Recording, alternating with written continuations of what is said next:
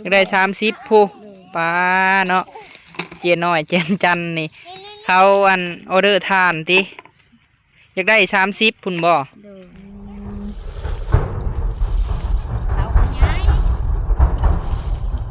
บางขวดนอนเตาถ่านตินอนอยู่ตูบไปนอนเตาถ่านแห้งผู้ดำอยู่แห้งผู้ดำผู้แลอยู่เนาะว่าสร้างเพจบ่แม่นชื่อเนื้ออะไรก็อันชื่อยังก็น้องลาตีสาวลาวหยาหว่างสาวลาวน้องลาตีสาวลาวเพิ่นสร้างเพจเนาะฝากติดตามไปเด้อพี่น้องเด้อเนาะบ่เก่งเด้อบ่ทันเฮ็ดบ่สบายดีเด้อบ่บนเด้อมกกินเมื่อยมกแล้วก็แกงเมื่อยแกงแล้วก็ทอดนี่ในช่วงนี้ฮะเราเฮ็ดคักอีหลีเนาะได้เท่าไรนี่ป้าเบิดนี่ฮะกะว่าสิได้จักสอบจักแหละพื้น16โลขวดทานสบายดีโดยขวดทานให้แม่ตู้เด้มันเมื่อแล้วเมื่ออะไรนอนอยู่บ่เฮือนใหม่ฮะแต่มือเฮือนใหม่นอนอยู่บ่นอนอยู่นอนจะคืนไปแต่กลางเว้นบ่เว้นกับไปใช้น้องตูนเด้เมื่อนั้นไม่เท่าแล้วเมื่อนั้นไม่เท่าจะกวดทานได้จักเป่าเลยสองชอบน้องตูนนะเป็นไข่บ่เป็นไข่ดูแท้ให้เพิ่นกินแล้วบ่ยาพารานะฮะ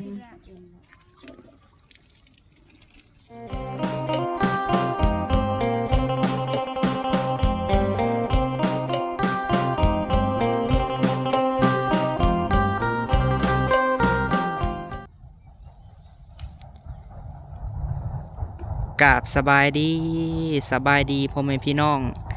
เบิดสุขุสุคนเด้อพี่น้องเด้อเนาะพบพ่อบ่าวพามีอีกแล้วพี่น้องเอ้ยเอาก่อนอื่นเบิดกราบทักทายสบายดีเบิดสุขุสุคนเด้อพี่น้องเด้อเนาะ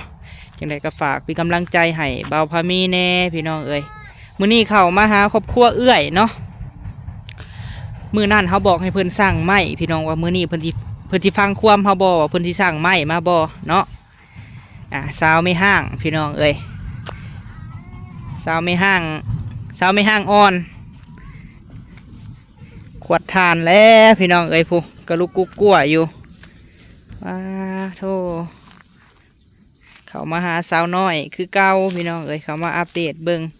ความคืบหน้าเพิ่นสบายดีเด้อสาวน้อยเด้อโดยสบายดีอีหล่าคือมุ้มแมวแท้เก็บทานบ่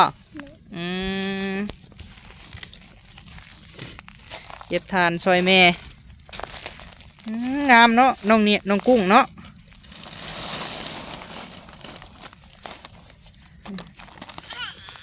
จ๊ะเอโอ้ได้จักสอบแล้วนี่ฮะ9 สอบขายแน่แล้วบ่จักสอบแล้วขายฮะฮอดแล้วบ่10 ปลายขายไป5 สอบแล้ว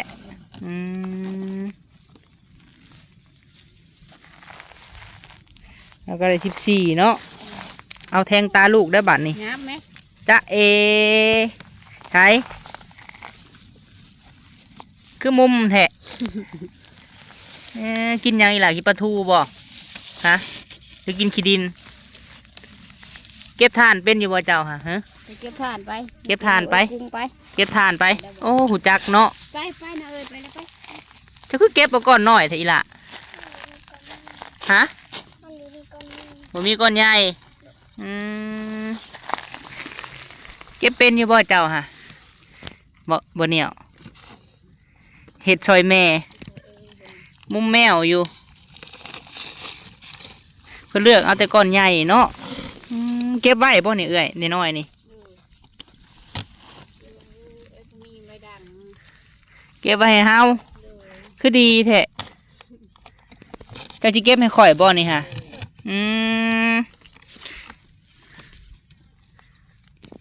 ป้าใหญ่ลีพี่น้องไอ้ทานเรางามเนาะกุ้งอันนี้หันเรือได้พี่น้อง1 เถื่อ 1เนาะเข่านี่ก้อนใหญ่แห้ง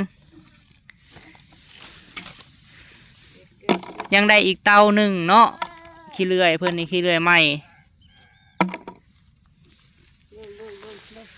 จะยิบทานช่วยแม่ได้นี่ เบิ้งมือนั่น ตาเอ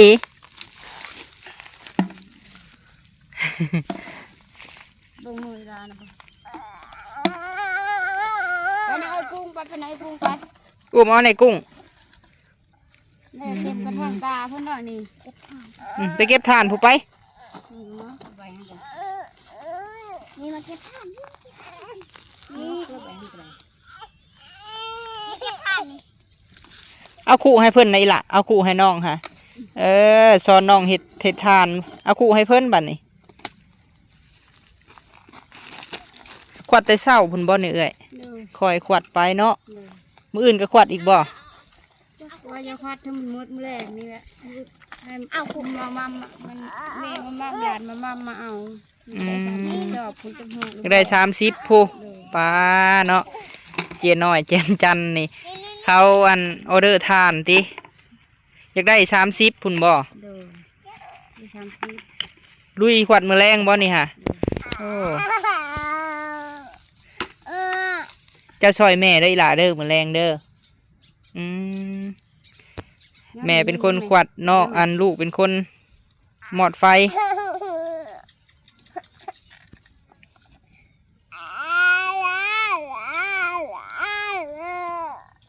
สั่งอีนี่หน่อยอีเลย ค่ำแล้วเพิ่นอยากอันนั้นบ่จักอาบน้ำบ่จักกินข้าวแล้วบ่มื้อนี้ล่ะ กินแล้ว ได้หยังกินมื้อนี้เอ้ย แกงเกดไปนั่นคืนนี่เด้ ไปก้านบ่โอ้ได้หลายเติบบ่ ไม่หลายล่ะ ปลาทูเพิ่นตากไว้ฝุ่นเนาะพี่น้อง ฮะเบิ่งเค็มเทแล้วเบิ่ง เพิ่นพาไปก้านขวดทานน้ำพาลูกไปก้าน เจ้าก็ไปบ่คืนนี่ล่ะไปก้านนะเอาน้องอยู่เฮือนเท้าเวลาเท้าน้องมันไม่เท้าความเมื่อไหร่วะ ไปตู้นอนพี่บ่มื้อนี้ตู้ค่ำฮะอ้าวคือเมื่อไวใช่ปะจะให้ยังเดให้ยังนอให้ยังไปก้านเขียดบ่มื้อแรงนี่เฮ้อก้านเขียดบ่ตบมือดูตบมือก่อน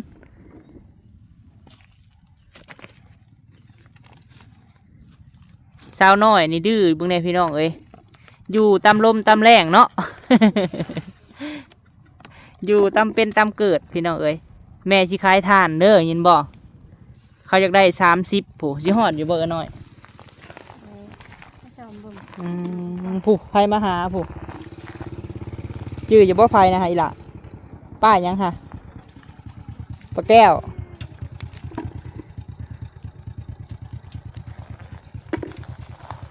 โอ้เขาอยากได้ทานเนาะเอ้ยแสดงว่าขายดีอยู่ซั่นน่ะเมียอันเบาจะมั่มเพิ่นจะเอาไปเฮ็ดหยังอันน่ะฮะ โนลานลาวบ่ ลานลาวงามเนาะป้าเบิ่งแน่สบายดีเด้อป้าแก้วเด้อโดย ยังบ่หมดอยู่เนาะ งามอีหลีเฮาว่าทานเพิ่นสุดนี่คนก็งามเนาะทานก็งาม เห็นว่าเฮ็ดเตื้อยๆสิก็เบิดมื้อได้มื้อแรงสิขวดกลางคืนเพิ่นว่าคืนนี้ก็ไปก้านบ่เบิดแล้วบ่ไฟน่ะสิมาสากให้นี่ยังอยู่บ่ขี้เลื่อยใหม่ของเฮาก็ซ้ำสินอนป่าเอ้ยบ่ได้ลุ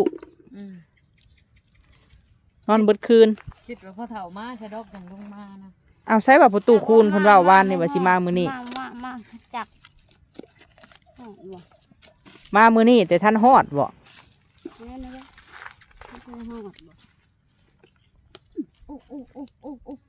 อุ๊สะพานเชิญสะพานที่ลม คนกับทานอันเดียวกันเลย น้ำมา ใหญ่แบบตามเป็นตามเกิดนะไปนำลงน้ำแรง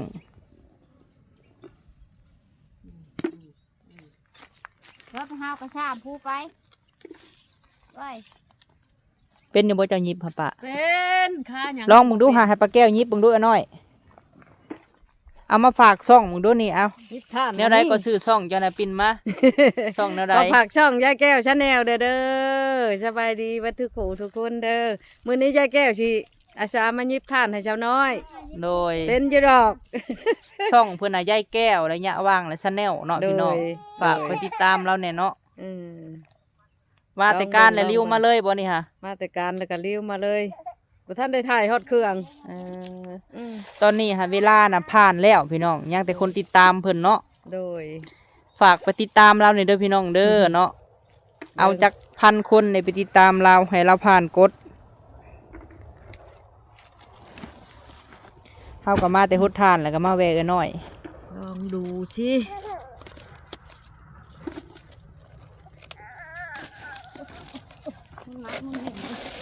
เพิ่นก็บ่ได้พระรามใดนางเหนียวเพิ่นอันใด ยันว่าอยากอาบน้ำบ่จักคำเลย อืม อืม เป็นจังของเฮาเคยเห็นอยู่เนาะแต่กี้นะ แม่นอะไรมื้อนี้อันเลิกการแล้วเพิ่นก็มาเลยเนาะ เด้อเด้อสิเป็นลายใดลายนี่แหละ แล้วเคยเฮ็ดอยู่เนาะอันสิบ่เคยเฮ็ด ฮะสอบเต็มลึก เฮาก็ท่านละมีสอบเลยป่าเอ้ย ๆ เพื่อนชาวน็อตมีอยู่บ่ เขาเฮ็ดอันเพื่อนเจ้าตัวพวมน่ะบ่ได้เก็บเอาไว้บ่ เอาเก็บกะละตีก็มาเฮ็ดทานก็ได้6 70ผู้ นั่นเฉพาะชุมพร อันนั้นแน่ปูนบ่ได้ฮอด100สอบแล้ววะเฮ็ดเฮือนเฮาค่ะ จะน็อตแล้วมีแล้วก็สิเอาไว้แล้วคงฐานเราก็พื้นเราก็เห็นยังอยู่ อืม ก็มีแต่กระสอบเก่า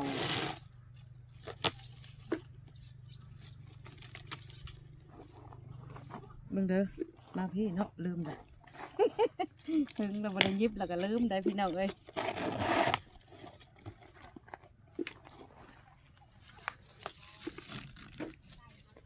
คุมเตาถ่านช่วงค่ำๆให้ป้าแก้วเพิ่นหยิบก่อนพี่น้องเอ้ย เป็นอยู่เด้อเห็นมาก็ได้ เวลาเพิ่นเก็บถ่านให้บ่าวพามีเพิ่นว่าเอาเมื่อให้ดังบ่อยล่ะเจ้าคือดีแท้จัดขอบ่มีแนวหนึ่งเข่าวบ่เออ นั่นว่า แม่ตู้ฝากความมาบอกว่า บัตรปีสิมาจังซื้อเด้อรถถีบเลยล่ะเด้อให้แม่เจ้าเก็บเงินไว้ซื้อไม้เด้อล่ะเด้อเออแล้วสั่งแล้วบ่ไม้ให้แม่เจ้านะสั่งแล้วจักรถไหนล่ะรถหนึ่งหากเอามารถหนึ่งบ่หรือว่าสั่ง2รถกันหน่อย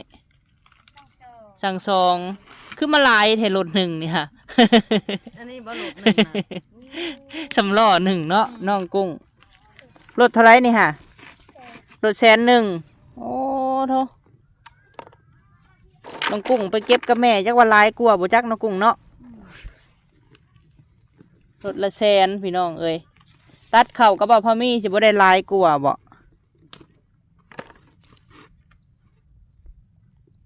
แม่ตู้ว่าให้เอาน้องเด้อเฮียนว่าเพิ่นเปิดโรงเรียนบัดแล้วก่อนเพิ่นว่าให้เป็นเด็กดีเด้ออีหล่าเด้อแบบซี่แหล้วแม่ตู้ก็แพงอะไรแบบซี่เอาบ่มีกะพอได้ซื้ออยู่ซื้อกินอีหล่าเอ้ยรถถีบหันเอาน้ำล้างก็ได้เนาะล่ะเนาะตั้งใจเอาน้องให้แม่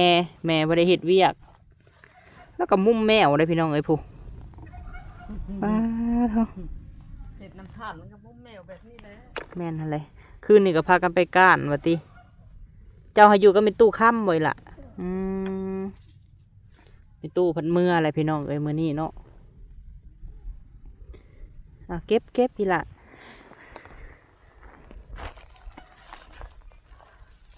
ใช้ทางเพิ่นน่ะเบิดเท่านี้บ่ เบิดแล้วบ่จัก เพิ่นดิ รถหนึ่งแล้วนี่ปลาแก้วเอ้ย โอ้ รถหนึ่ง จับ รถ หล่ออยู่เนาะ รถละ100,000ได้ไม่ใหญ่ค้อนหนึ่ง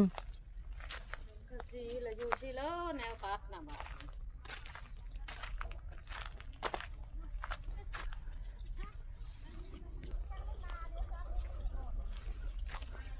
พาใหญ่มาหาซื้อถ่านบ่ใหญ่นี่ ฮะรถคือรถคำเก่งแท้นี่อ๋อพี่แล้พื้นใหญ่อยู่ของเจนางพี่แล้ไม่โดนใหญ่พี่มีแต่โดนใหญ่ๆสบายดีเด้อปะนางเด้อ โอ้ยสบายดี อ๋อมาซื้อทานบ่ บ่ มาเบิ่งแต่จักสอบเลยเจ้านะ บ่ขอหากับขวดปากมัน อืม เตาขยาย บางขวดนอนเตาถ่านตินอนอยู่ตูบก็ไปนอนเตาถ่าน เตาถ่านแห้งผู้ดำอยู่แห้งผู้ดำผู้แลอยู่เนาะ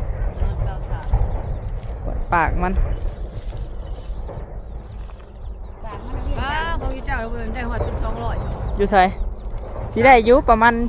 7-80ของเฮาคันใหม่เบิดฮะ หัวนะ มันสูงโพดได้สูงโพด มันใส่ผดแล้วมันสูงคืนนี้ แม่นกับขี้เลื่อยหั่นนะ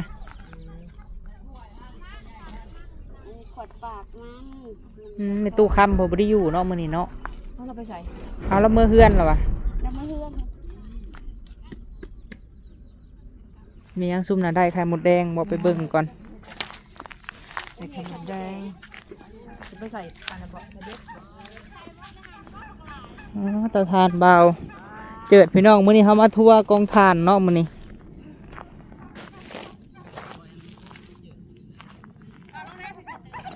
เพิ่นได้ไม้งามอีหลีเบาคำสุกนี่พี่น้องเอ้ย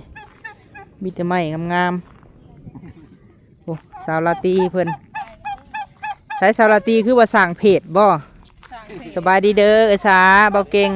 ลาตรี สบายดี โดยคือว่าสร้างเพจบ่ แม่น ชื่อแนวใดก็ อันลา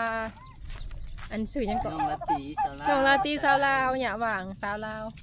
น้องลาตรีสาวลาว โดย เพิ่นสร้างเพจเนาะ ฝกติดตมด้วยพี่น้อง ฝากติดตามไปเด้อพี่น้องเด้อเนาะบ่เก่งเด้อบ่ทันเฮ็ดบ่ พี่น้องเด้อย่าง อ๋อเอ้ยเฮาเป็นจังไดคือว่าเฮ็ดนาแซงเป็นแนวใดเข้าฮะ กำลังชุกเลยเด้ เราว่า บาง มัน ซุก เกี่ยวไม่มีเวลาอยากไปเบิ่งเลยเนาะ เออ มันก็งามหนึ่งเนาะเขาเห็นจะเอานะ กัดงามจุ อย่าไปนะ พอฝนตกห้ำเลย บ่เห็นช่วงนี้ฮะเนาะไปอันเฮ็ดไปเฝ้าเข้าบ่ แม่นเวลานกกิน ป้าเราคือแต่งโตวเท่แท้มื้อนี้เนาะ แรกแล้วมันก็ ฮักกะมานี่บ่ แม่น ก็เห็นเพิ่นไปใส่ก็มื้อเช้านี่บ่จะไปใส่เช้านี่ ไปสักโคม เออเดี๋ยวมื้อหน้าสิไปถ่ายเพิ่นอยู่เขานาแซงพุ่นอันนี้ของไผนี่ฮะ จะเอาไปตึกเบ็ด ขายให้ได้ละ10,000นี่ฮะ หรือ10,000 สองห้างน้อย แดงมัน ๆผู้ใส่ไอ้ซุกแล้วอยู่แถวนี้ เออ โอ้เราได้อันเท่าทานเราได้ไม้งามแล้วก็ยิ้มเป็นแป้นอยู่ผู้ผู้ มือก่อยแหนงนี่เลยจ้ะ ไปบนไปหาคายเขียดได้เพิ่นนี่ได้คุมเท่าทานห้าวพี่น้อง กินนี่มันกินอยู่ขมือแล้วมันก็บ่ยากกินแต่เขียดมื้อใดก็เขียด แม่นนั่นแหละ เขียดแล้วก็ไปขายเขียด ขายเขียดแล้วก็ซื้อมีมากิน ใช่คายเขียดซื้อมี แม่น ขายเขียดได้ชื่อมี ลาตี้กับมกเมื่อยมกแล้วก็แกงสบายดีเด้อปะบนเด้อ สบายดีมกกิน โดย เมื่อยมกแล้วก็แกง เมื่อย เมื่ แก้ อยว แล้ว แก ก็ ง ทอด แล้วก็ทอดนี่ก็ คือว่าได้ยินว่าเออซาว่าทอดเขียดอันน้อยบ่ แม่ เออ ชอบก็แซ่บเหมือนกัน ไปแหย่ในไซนี่ ได้ไวอีหลีเนาะแล้วเลย5,000น่ะ ใครตึงแห้งได้ พาไปเบิ่งเตาถ่านเตาใหญ่ในปะบนคือเตาใหญ่แท้ โอ้ยเพิ่นได้2 เดือนแล้ว 2 เดือน แม่นยังทันได้จูดอยู่ มันอันทานบ่ได้ขายแล้วก็เลิกกับบ่ได้จูดมัน ขายบ่ออกบ่ แม่นมันจะขายยากแน่เลยช่วงนี้ฮะ เราเห็ดคักอหลีเนาะ ก็ไว้แล้วแบบนี้ ได้เท่าไรนี่ป้าเบิดนี่ฮะกะว่าที่ได้จักสอบ จักแหละพื้น16โหลด 16 แม่ เจ็บคักเนาะ สิได้มง8-90นี่แหละไม่ใหญ่ ยาวเนาะ มันหลายแต่ไม่น้อย ใหญ่ยาวคือเพิ่นว่าเลยทั้งใหญ่ทั้งยาว อ๋อเนาะคักอหลีรอเจ็บคักพี่น้องเอ้ย ไม่น้อยลาย มือได้ที่ทมนี่ฮะ จักแล้ว ไปเอาพื้นก่อน อื เพราะ ม ว่าอันแม่กันย่าเพิ่นอยากลงเกี่ยวข้าวหน้าแซงเลยดิ โดย อะไรบัก ก็ ยังเปียกเนาะที่เลื่อยเจ้านี่คือเปียกข้างเดียวนี่ค่ะ มันอันน้ำเด้น้ำมันไหล อื มาม ตรงนั้นเด้แล้วก็มันลงทางนี้แล้วก็มันซึมทางนี้ก็สิชุ่มอยู่ทางผืนมัน แม่นนั่นแหละอันนี้หันไม่ใหญ่เรือบ่ แม่นเรือแล้วก็ เตาบักใหญ่เนาะเพื่อสิได้เตาหนึ่งก็ต้องใช้เวลาคือละว่าแหละ แต่เดือน3บ่ได้นี่ได้คืนแต่เดือน3บ่ได้เดือน4ก็จนเบิดเดือนเลยเดือน5ก็จนออกมาเลย โดย ยังบ่ได้จูดอยู่ เพื่อสิได้เตาหนึ่งแต่ก็เฮ็ดกะต้องลงทุนเหือแห้งนะพี่น้องเอ้ยเนาะ ลงทุนเหือแห้งแล้วก็ย่าง เป็นอะไรน้ำมันซุมื้อนี่แพงคือเก่าบ่ น้ำมันฮะ เออ จังเลยข่อยก็บ่ได้ซื้อแต่ดนเลยได้ บ่ได้ซื้อ บ่ได้ซื้อน้ำมันแต่ดนเลย เออ เพราะว่าบ่มีน้ำมันแล้วก็เลยบ่ได้ซื้อน้ำมัน ผู้ใดไปแก้ก็เพิ่นใส่ติ แม่น อืม ว่าลิตรหนึง34,000เพิ่นว่าซั่น 37เลย 37ล่ะฮะ เออ ถ้าแห้งขึ้นเลยน้ำมันก็ได้ แม่นหั่นแหละเนาะ ได้ เอาซะ มันสิขายอัน40คือเก่านี่ก็มันสิบ่ลุก เจ้ากะขึ้นราคาทานพัดบ่มีผู้ซื้อได้เนาะขึ้นราคาทานพัด ราคาก็สิบ่มีผู้ซื้อเลยแต่ซ้ำนี่ก็ยังบ่มีผู้ซื้อเลย แม่นนั่นแหละ ยังต่อเลยซื้อ40ก็ได้ เอาขุมเตาถ่านเนาะอุดมสมบูรณ์อีหลีพี่น้องเอ้ยอืมตูบน้อยปะนาง ลงเลย ลงเลย คนตกก็อยู่ได้นะมันคุยบ่เลย ฝนตกนี่ก็ลมนี่ก็จักว่าสิ ระวังเด้อเท่านางเด้อคันลมเด้อ ก็สิได้ค่ำหัวจักแล้วของทาสุกได้ ถ้าสุกบ่ แม่นทาสุกเพิ่นนอนพี่ อืมระวังได้บ่สุกเอ้ย ปะนางเพิ่นก็นอนตูบนะ ระวังมันเอาขึ้นอุ้มนะพ่อ เพิ่นได้ไม่ใหญ่พี่น้องเอ้ยมาพี่ก้อนทางนี้เป็นจังไดมาคุมเตาถ่านมื้อนี้พี่น้องเอ้ยมาทั่วคุมเตาถ่านสิได้กองหนึงเลยเนาะสาวแอนนานี่เฮ็ดจังไดก่อนเอ้ยแอนนาสบายดีไปโธ่ขวดทาน สบายดี โดย ทาน ขวดทานให้เม็ดตู้เด้ มันเมื่อแล้ว เมื่ออะไรนอนอยู่บ่เฮือนใหม่ฮะแต่มีเฮือนใหม่นอนอยู่บ่ นั่นอยู่ นอนจะคืน ไปแต่กลางเว้นบ่ เอาเว้นกลับไป ใช้น้องตูนเด้ เมื่อนั้นไม่เท่าแล้ว เมื่อนั้นไม่เท่าอืมเจะขวดทาน ได้จักเป่าเลย ต้องชอบครับ สองศพขวดทีละหน่อยเนาะอืมเขาขายสอบเท่าไรเดียวนี่ค่ะ 40 40จะไปส่งเขาบอกหรือเขามาซื้ออยู่เฮือนพี่ ช่องเขา ส่งเขาเอาเฮ็ดเวียกจะลดซะคำพุ่นบ่อาบน้ำนี่ฮะ ทำก็ได้ เออ แค่คนทานแล้วเอาหน้า แล้วก็ขวดได้พี่น้องเอ้ยผู้เดียวเราไอ้ตู้เมื่อแล้วก็น้องตูนเพิ่นเป็นหยังน้องตูนนะเป็นไข่บ่ สบาย เป็นไข่ดุแท้ ให้เพิ่นกินแล้วบ่ยาพารานะ คิดแล้ว กินแล้ว น้องตูนเป็นไข่เพิ่นว่าเอาเฮาเมื่อก็ได้ซันเดอร์โดยเอาขวดทานเพิ่นซะพี่น้องเอ้ยเพิ่นสิได้อีกเตาหนึ่งเลยนี่เนาะผู้น้องสาวก็น้องเคยหาแต่แนวกินซุมนี้กับพี่น้องเอ้ยผู้ตึกปลาใต้บ่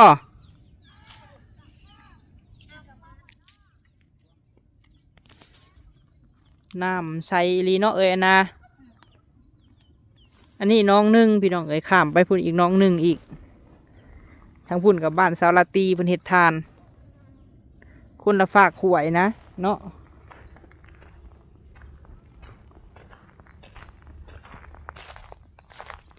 บรรยากาศครึมๆพี่น้องเอ้ยช่วงแรงๆช่วงค่ำๆเนาะอยู่ที่เตาถ่าน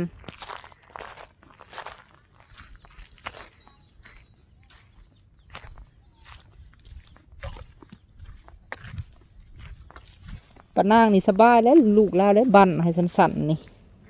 หาแต่แม่น้อยมาบัดนี้เนาะปกใส่นี่กันนั่นแหละแม่นั่นแหละจะบ่ได้ไปก้านบ่มื้อนี้ฮะ ไปบูขับก่อน อืมอันนี้บอนสาวโสดเพิ่น อืม ประทับ เรื่องกะทิเขา เจ้าก็เป็นบ่ใส่นี่ปะนาง เป็นอยู่ เออ ของอันนั้น ถึกอยู่บ่ ถืออยู่ได้คอยใส่แถวเฮือน ใส่หนูติจะเอาหยังใส่ เอาอีปู เอากระปูใส่เนาะ ในเขาตาทานแล้วก็เต้าแล้ว นอนเฝ้าทาน น้ำมันแพงลิตรเท่าไรเดียวนี่ฮะ โอ้ยพอไปเติมมือว่านี่50,000 พอบ่เต็มซ้ำบ่ สลันในอันทั้งจ้ำแจ๊บ ตะกี้20,000ก็ขี่จนเมื่อยเนาะ ต้องใช้เขาคือมันมีแต่หนาอันมีแต่ลมประจากกัดยำเขาเป็น แม่นทะเลเอาสู้ๆเด้อเมื่อก่อน เลยดี โดยตัดไม่น้อยมากพี่น้องเอ้ย เข้าป่าละ อ่ะไปหาตัดไม้ตัดปืน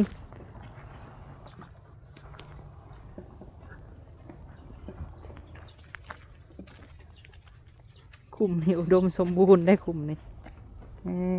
ฮะ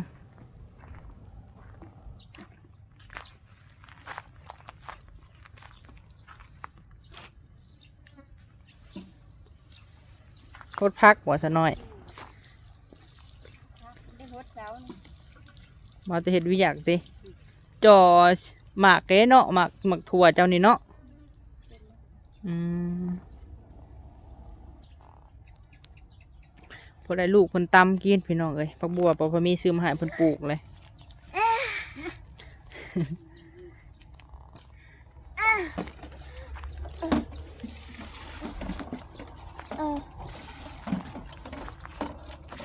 จอหมากแล้วเนาะพวกสิงไข่เพิ่นก็มีพ่อแล้วสำนีก็3-4 กอเลยมีแต่หดมังหุงแล้วมันใหญ่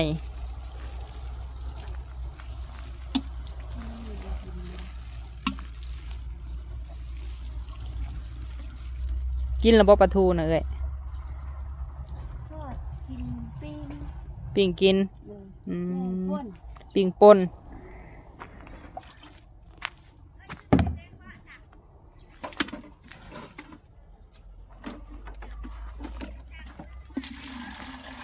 จ่อดอกเลยเนาะซะหน่อย